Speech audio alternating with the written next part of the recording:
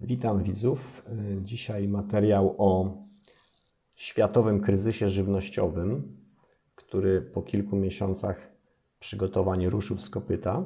Publikacja zawiera dłuższy, 10-minutowy materiał ze Stanów i krótsze z RPA, Wielkiej Brytanii i Australii. Wszystkie cztery, a szczególnie ten pierwszy, pokazują, jak w praktyce wygląda wprowadzanie w życie kolejnego sztucznie wykreowanego kryzysu światowego. Materiał jest na tyle ewidentny i czytelny, że po ludzku nie mieści mi się w głowie, jak ktoś, oglądając go od początku do końca, może nie dopatrzeć się w tych działaniach wyrachowanej celowości i skoordynowanych działań przywódców krajów, niezależnie od obozu, we wszystkich światowych, również sztucznie kreowanych sporach. Jednak 5 lat publikowania treści, które również wydawały mi się ewidentne i czytelne, nauczyło mnie, że to, co mi nie mieści się w głowie, z łatwością przychodzi większości moich bliźnich. Zresztą stopień zbydlęcenia, zobojętnienia i bezmyślności ludzkiej doskonale widać w tych materiałach, ponieważ na logikę przy takim grubym wale wszyscy ci amerykańscy rolnicy w każdym rolniczym stanie powinni jechać do stolicy stanu i członków Senatu na czele z gubernatorem przepędzić nago ulicami i zachęcić jak najwięcej ludzi w całym kraju do powszechnego obywatelskiego nieposłuszeństwa. Natomiast co robią twardziele z kraju wolności? Mówią, nie wiem, o co chodzi, ale dają, to trzeba brać. $3800, nie chodzi piechotą. Natomiast w RPA ludzie wylegli na ulicę i policja straciła zupełnie nad tym kontrolę. Tyle, że tłum, zamiast pomaszerować do siedzib władz lokalnych i państwowych i im grzecznie podziękować za pracę, ruszyli gdzie? Do rabowania sklepów prowadzonych przez również zwykłych ludzi. Obserwowanie tego utwierdza mnie po raz kolejny dobitnie, że poziom warunkowania mas przez system osiągnął już taką perfekcję, że ludzkość doszła już do punktu bez powrotu. Cała srandemia pokazała wyraźnie, że nasi nadzorcy mogą przekonać znakomitą większość społeczeństwa do absolutnie wszystkiego. Cokolwiek zechcą, zostanie zrealizowane. Warunkiem jest tylko jedność skłóconych i śmiertelnie nienawidzących się polityków i wspierających ich mediów. Komunikat najlepiej przyprawić sprawdzonym gronem ulubionych autorytetów, celebrytów i można ludzi przekonać do czegokolwiek. To samo na scenie międzynarodowej, gdzie ludzkość uwierzyła w konflikt wschodu z zachodem i już można realizować każdą światową agendę w każdym kraju. Można bez sprzeciwu ludziom wmówić dowolną pandemię, dowolny kryzys, ale i podrzucić dowolne rozwiązanie.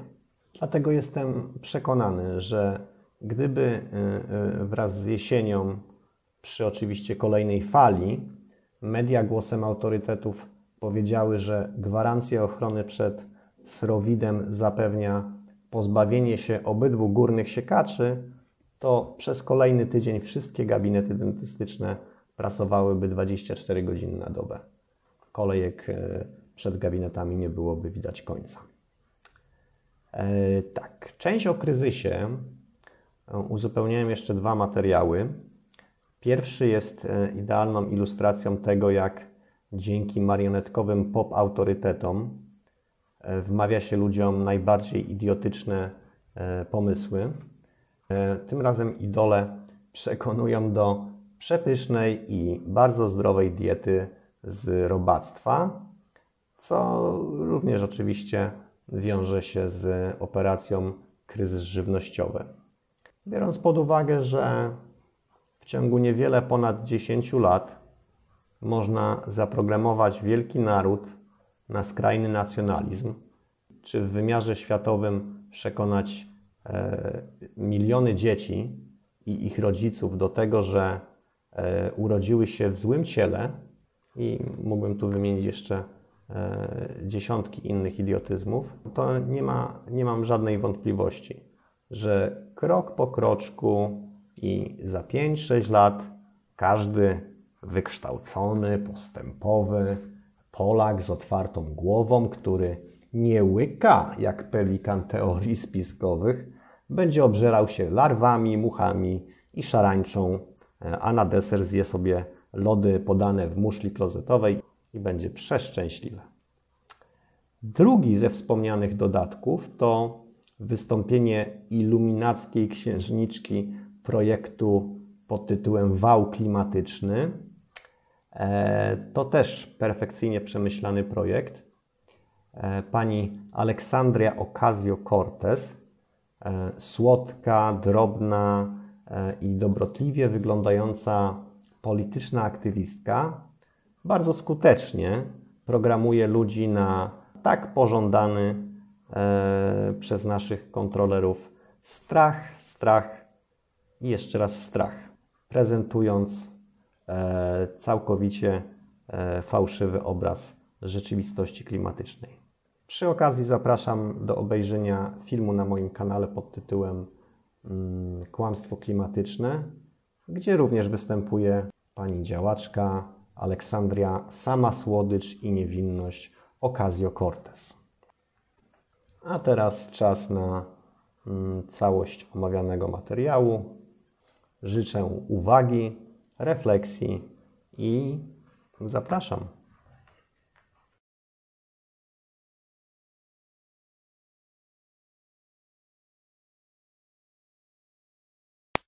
So me and my coworker got talking today, and something came up that I didn't really think about when my dad mentioned it to me. He's worked in the agriculture industry for over 40 years. This year, farmers are being offered 1.5 times the value of their crops to destroy them. They're also being told by the federal government they will not receive subsidies for farming if they refuse to destroy their crops. What does that mean? That means that the farmer cannot afford to provide you with food based upon the taxes the government is levying on him if the government doesn't in turn give him back his tax money to provide you with food. Kind of a fucked up system, but that's how it works.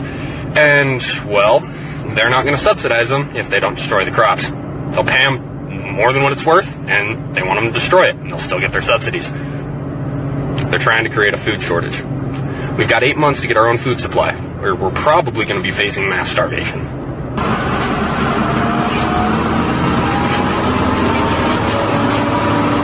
Oh yes! Got our letter from the government. Paying us $3,800 an acre to destroy our crops. So I'm taking the shredder out, gonna go mow down some corn. $3,800 is $3,800, you know? Well, we're doing it, guys. Taking it down. $3,800 an acre to do this.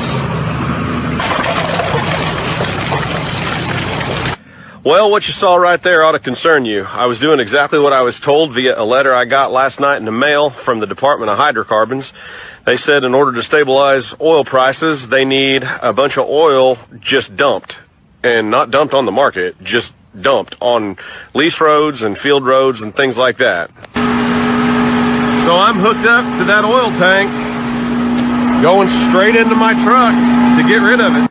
Well, I'm going to get fined if I don't get rid of it, they said. So that prompted me to call District Selectman Tony Deloge and ask him about this letter. He said he didn't know much about it, but he would suggest that I follow whatever it says. So here we go. You know, these are some serious times right now. Since January, oil prices have been through the roof. I'm seeing more and more farmers on TikTok saying that the government's paying them to kill their fields. Agent Orange, I saw a guy with a lawnmower mowing down beans, getting paid to do it. They're controlling food. Now they're going to control energy. I don't understand why this is going on. But I tell you what, if they control food and they control energy, what freedom do you have left? Man, isn't this something? Initially heard about the government paying farmers to destroy their crops, I thought it was a load of bullshit. Well, lo and behold, we received our destruction notice the other day. So basically, there was two options on how to destroy the crop. The government could fly on Agent Orange, or we could manually destroy the crop ourselves. But we put too much blood, sweat, and tears in it to let them destroy it, so we decided to manually do it ourselves. Basically, it said if we used a lawnmower to destroy the crop, we could receive an extra $600 an acre. Something about the low carbon footprint or something. So that's what we're doing. Now, they really didn't tell us how many acres to destroy. They just said, get after it and we'll be watching you from satellite. We'll give you a call when you've destroyed enough. So I better get back after it.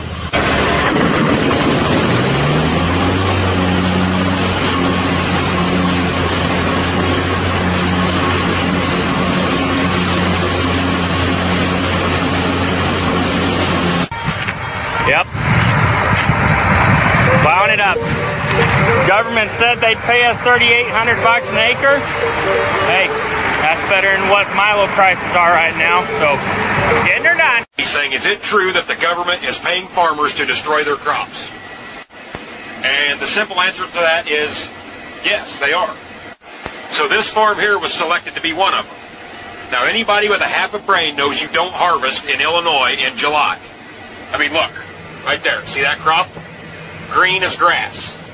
Crop we're in, deader than a fucking doornail. So the government has went around into every county that's big ag counties in the U.S., and they've selected a certain amount of acres to come in and destroy. And these acres here got picked, so we had to destroy them.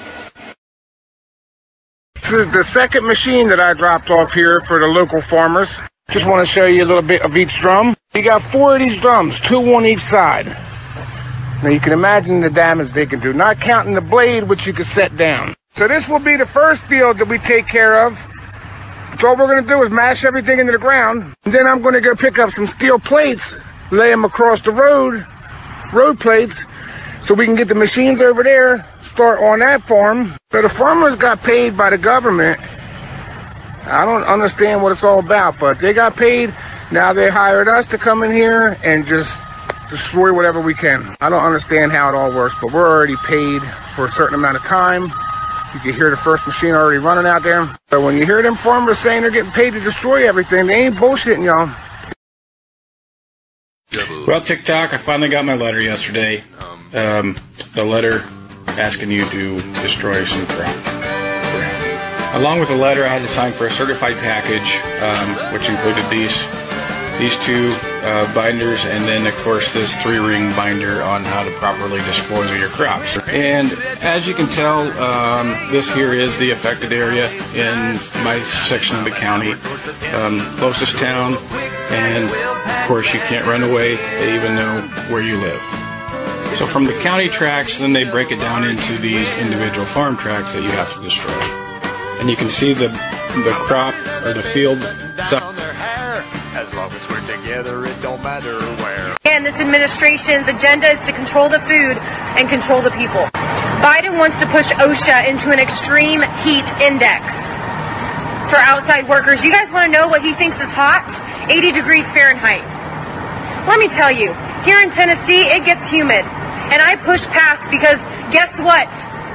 My girls still got to get fed, and that's my priority. And I chose this life in agriculture to feed you and your families. And they are trying to put fear in our lives.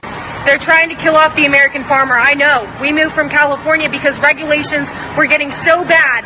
And they were providing water to Los Angeles and San Francisco instead of the Central Valley. And they're doing it across America, trying to regulate our land, take our water rights. It is happening. It is time to wake up and start supporting your local farmers and buy local.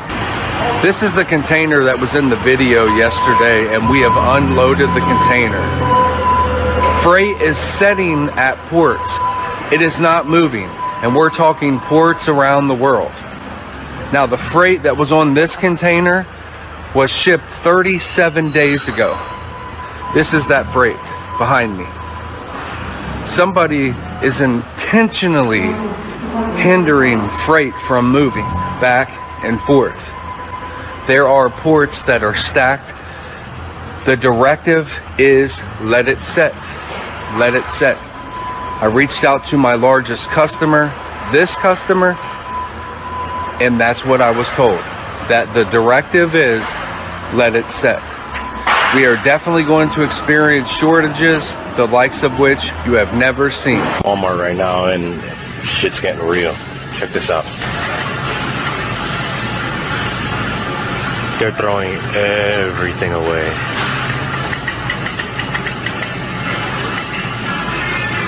Caution tape on everything. They're not letting us take anything. Cheese sections, yogurt sections. Everything is done. Look at this.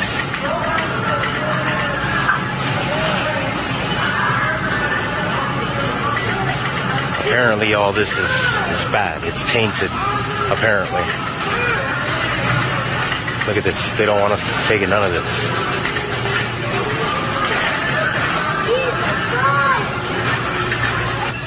And the crazy thing is, I spoke to the manager, and the manager told me that this isn't the only store.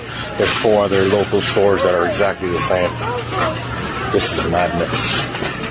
America is already suffering a food shortage, which can be felt by rising costs and emptying shelves at the grocery store. But this is a cakewalk. It's going to get much worse. The writing, as they say, is on the wall. Any reasonable person can see that this is all being done deliberately. Over 10,000 cattle just died, and we are told that it was due to 100-degree weather. And in just the past 17 months, nearly 100 disasters have mysteriously befallen the American food industry. Dozens of catastrophic fires burning down food processing plants, in multiple cases caused by small aircraft crashing into them. Thousands of tons of meat destroyed. Over 2 million turkeys have been destroyed. Over 40 million chickens have been destroyed. And with the rising cost of fuel, farmers are unable to harvest their crops. And it's only just beginning. So we're going to start out by talking about the imminent famine. The situation in KwaZulu-Natal, the KZN province, is becoming dire as stores are closed or empty. Most stores have been looted multiple times. They're closed or completely empty. And gas is running out. One KZN farmer was forced to dump about 28,000 liters of milk a day amid the riots. And we have a video clip here of the milk being dumped onto the crops on a farm for some reason, which is kind of weird.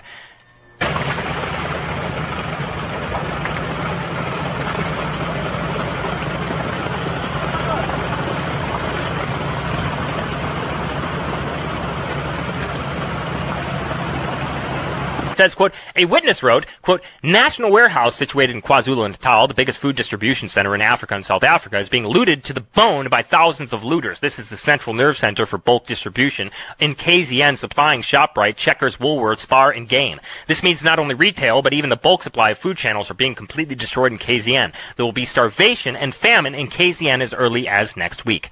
The South African Petroleum Refinery Service announced it was temporarily closing. Due to the unrest, rioters were seen looting gas stations at considerable risk. And we have a video clip here of some of the rioters looting gas stations. Take a look. Taking gas from the tanks underneath the ground. People are getting petrol directly from the underground tanks. A guy going right deep inside. Already they said you can right now. Tommy, people are actually having full access to the mall right now. They are doing what they want to do. Some shops are being looted. Yeah, people are running in and out. They're carrying whatever they've been carrying. They've succeeded right now. So I'm not sure what is going to happen from this point. I don't think there's any manpower that is going to come from anywhere to assist police officers that are here. There's a food lovers market shop that is also being looted right now on our right. It's a fruit and veg shop. People are also getting inside there. There's a better bed shop that's also being looted as we're speaking. People are carrying plastics. Others are using trolleys. So it's a very bad situation. Towards this community, people are saying we are doing this because we're hungry. We don't have jobs. So if there's an opportunity for us to get inside the shop and get whatever we can for our families, that's exactly what we're going to do.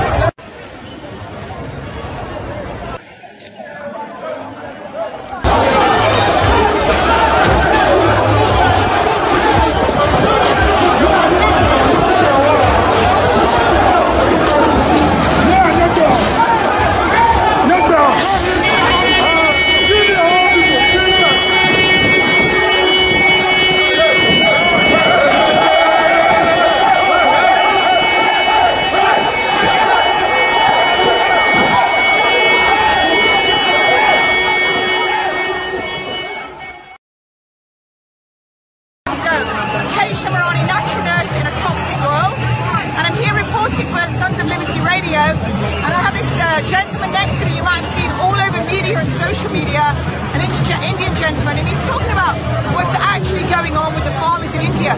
Now, I myself this week noticed that there was a definite decrease in the foods on the shelves in Waitrose supermarket, and it was the same in Sainsbury's and Tesco. Now, I asked the manager, and I was told, first of all, that they had a problem with their IT and the ordering of the food. And then yesterday, I was told that they couldn't actually get delivery drivers. So I think you might want to now hear what this gentleman has to say. He's very well known and versed on this. And I would ask you, sir, to first of all introduce you by your name, and could you speak very loudly? Okay, my name is Gurtal Singh, and I'm a human rights activist. The reality of food shortages, what is being set up in Europe, is the same what they done in Africa and the same what they done in Asia. The situation is they're deliberately destroying food in transportation and warehouses. The situation is the food is ready.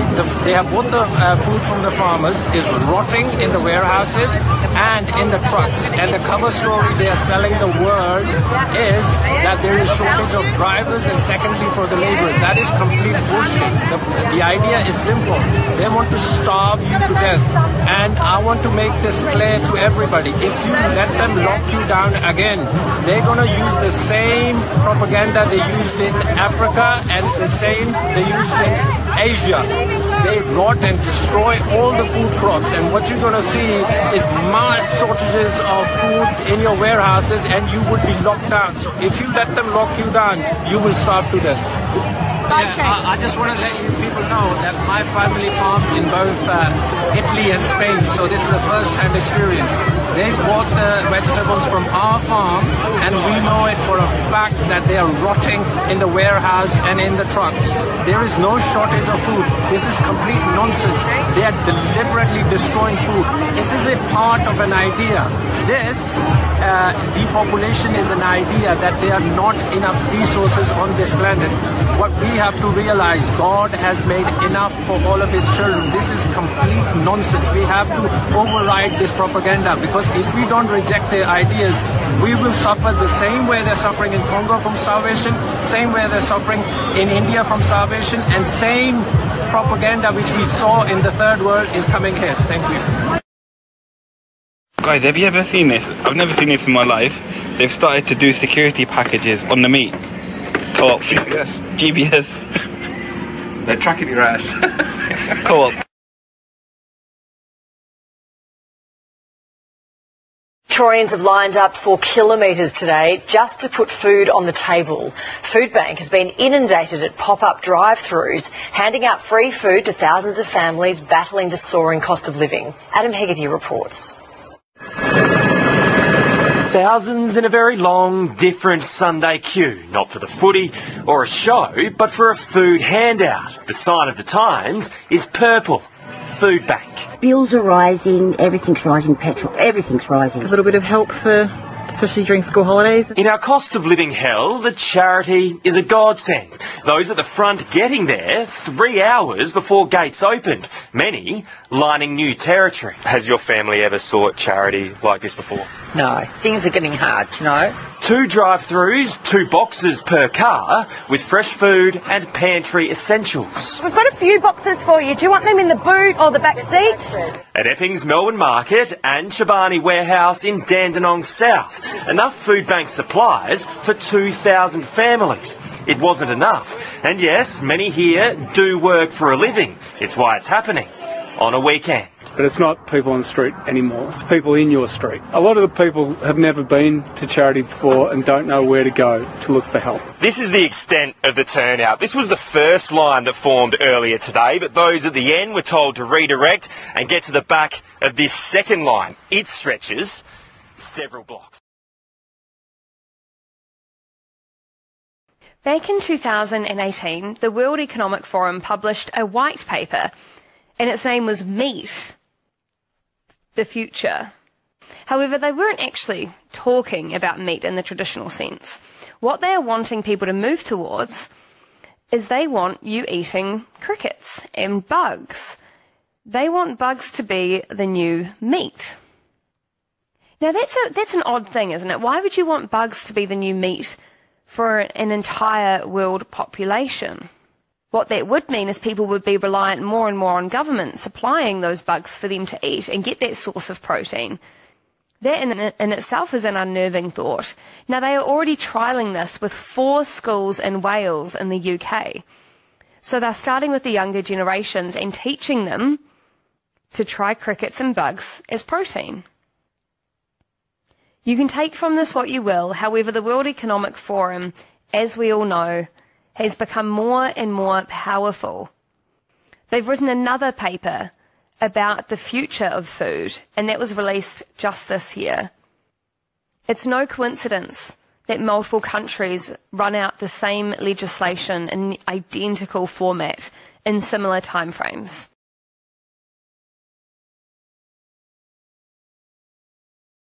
I'm Nicole Kidman, and I am going to eat a 4-course meal of bugs. I am here to reveal my hidden talent, eating micro livestock, cornworms. They're still alive.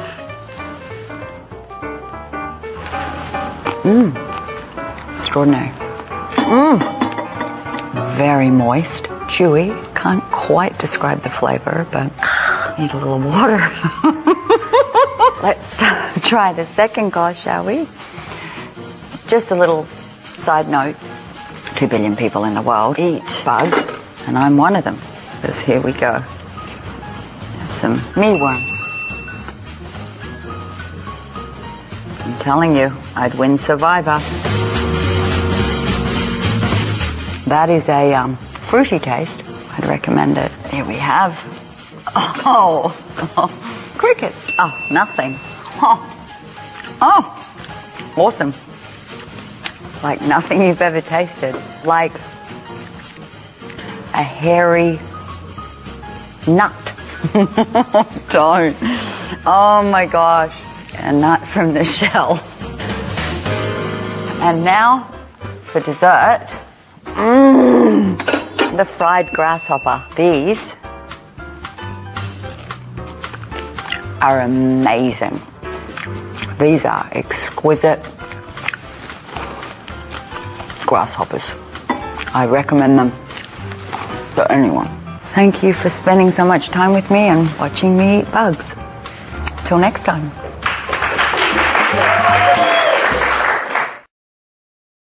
You see the hard part where you have the teeth? Oh, wow. Take the fangs out. Yeah. Have you done this before? Yeah. I think it's always been a part of the diet, the bugs, but then I think there is a truth to the survival. During the war, of course, when people were being starved, they were able to survive on things like this, and they did. When was the first time you had these bugs? I first had them when I was first in country. Crickets. You start with crickets. Yeah. Crickets in a beer, and then you kind of, move up to tarantulas. Go ahead. How do you flip a scorpion? Good? Is that good, guys? Dinner. You want to share a spider? Hot? So can I make one without flavor? It's actually really good, the flavor. Okay. Nice. Huh? I can see why you're into this. It's hard to chew, the scorpion. Dried chips. Like chips, yeah. Some chips like and some flavorless chips. Yeah. Many surprises.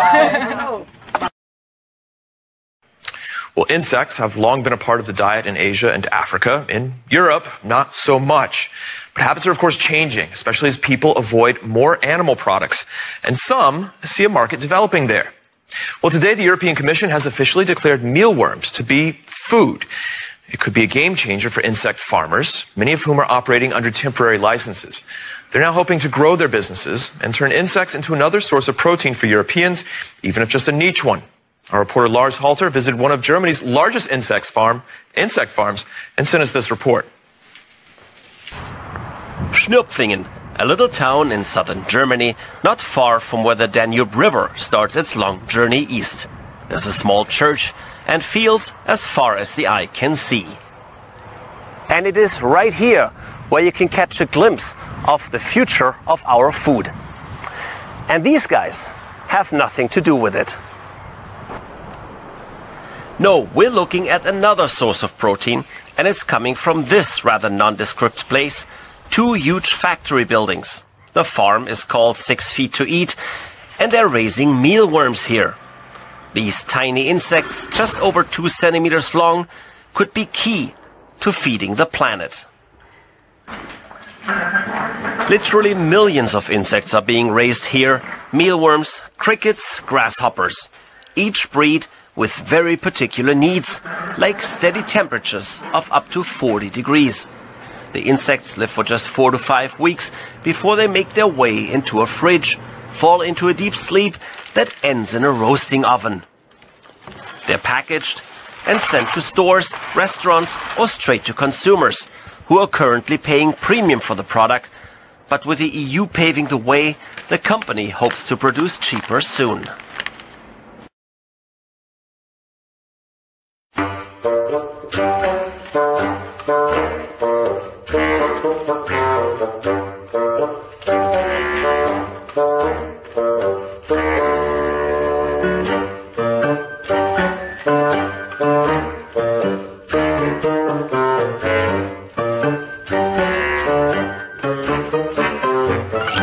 So these are called Tenebria molotors. They're small mealworms, and these are some of the most common insects used in mainstream insect eating.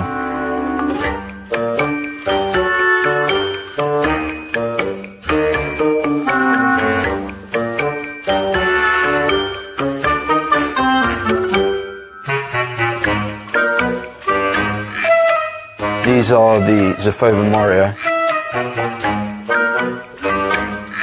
The vegetables that we use are from local shops. So anything that goes to waste, we take and give to our insects.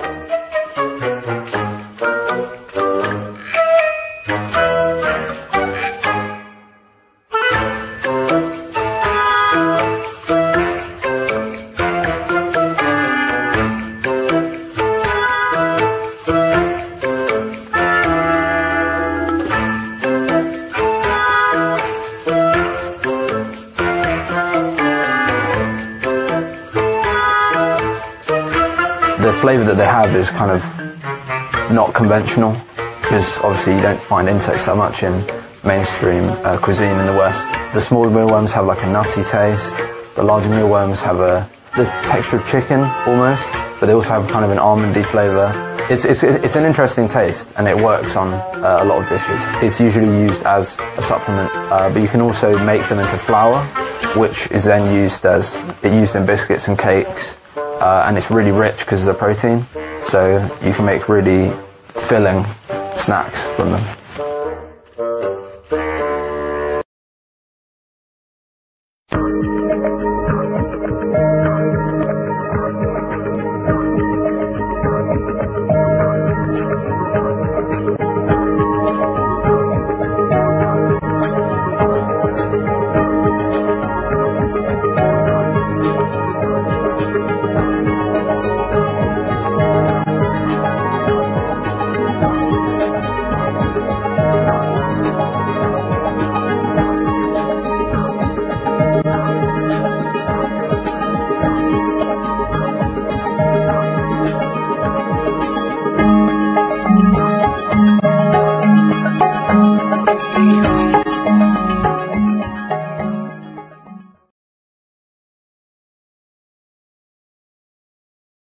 We know that there is no such thing as cheap energy, because the price of cheap energy has always been our lives, our health, our lungs, our cancer rate. Millennials and people and Gen Z and all these folks that come after us are looking up, and we're like, the world is going to end in 12 years if we don't address climate change. And your biggest issue is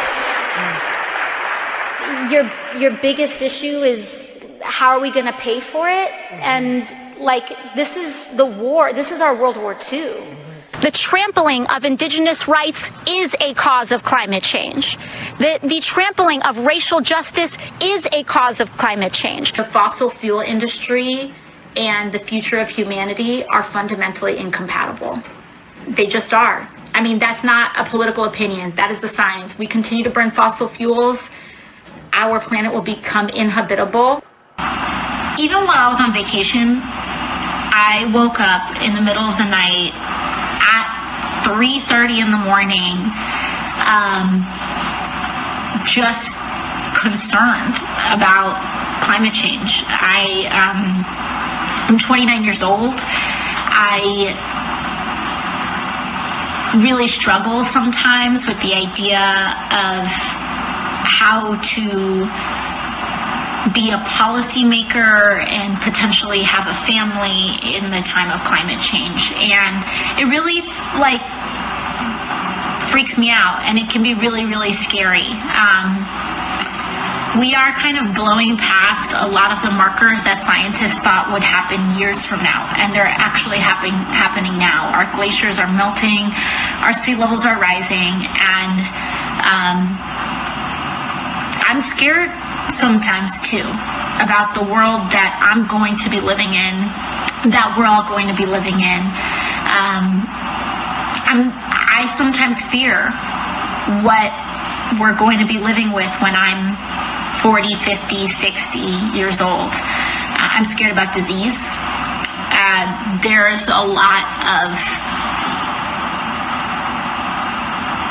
are a lot of things frozen in the tundra. I should put a timer on this, actually. Hold on.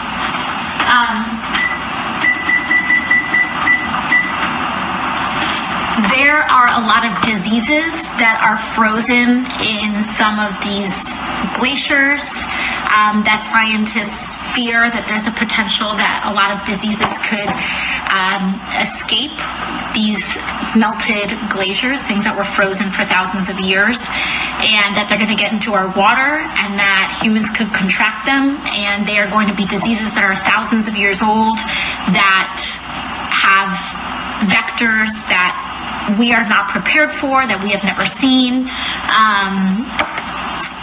And so, that's a concern. Even if there are no diseases frozen at all in these glaciers, you have diseases that are spread by mosquitoes, and now mosquitoes are starting to fly further north that carry diseases like malaria and a whole slew of other things. So there's disease, there's sea level rise, there is, and by the way, sea level rise is probably one of the most expensive parts about climate change.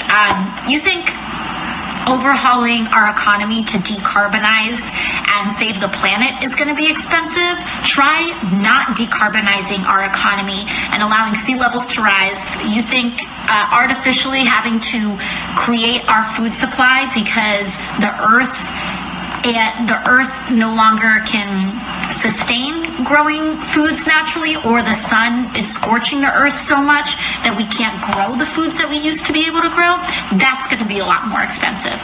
So we need to bite the bullet on the cost, because the alternative to not spending the money is A, death, and B, spending even more money. So but anyways, I understand the fear, and I am not immune to that fear. I think about the kind of family that I want to plan, but even now, when you put climate change on top of that, I know that I want to, perhaps have one less child than I thought I would maybe have, if I can even have a child biologically. I don't know. I haven't tried. First of all, we need to start getting comfortable with how extreme the problem is, because only until we accept, frankly, how bad climate change is and how bad it can be for our children's lives, are we going to be comfortable pursuing really big solutions? And frankly, when it comes to climate change and climate change policy, we need to support the biggest solution that's on the table. This is not about like just putting solar panels on people's roofs. This is about changing our consumption. This is about living our whole lives in a way that is more sustainable and humane. And it goes through everything. And people may not like it, and they may say, oh my God, blah, blah, blah. Like, we're not trying to end cows and plane travel, but we need to change our lives. All of it. Our whole lives. There's a lot we have to do. And the thing is that the best thing we can do is be as supportive of climate policy and to prioritize it. Like, if you can make climate change one of your top 3 voting issues, that's a huge thing you can do. But also, if you change your personal consumption, that can do a lot as well. So I'll dig into it, but you can always look up a lot of the stuff that we've read. Let me just stir this real quick.